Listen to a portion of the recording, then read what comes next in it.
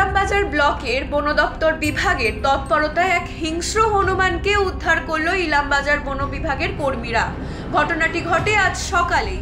জানা যায় কোনো এক অজ্ঞাত পরিচয় ব্যক্তি ওই হনুমানটিকে ছেড়ে দিয়ে যায় এবং এই হনুমানটি দৌড়াতে থাকে পুরো ইলামবাজার জুড়ে। এর ফলে এলাকাবাসীরা আতঙ্কিত হয়ে পড়ে। ওই হিংস্র হনুমানটি 2 থেকে 3 জনকে কামড় দেয়।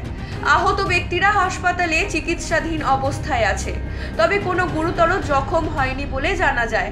ঘটনাটির খবর পেয়ে ইলামবাজার বন বিভাগের তৎপরতায় ওই হিংস্র হনুমানটিকে ধরে ফেলে এবং খাঁচায় বন্দি করে রাখে।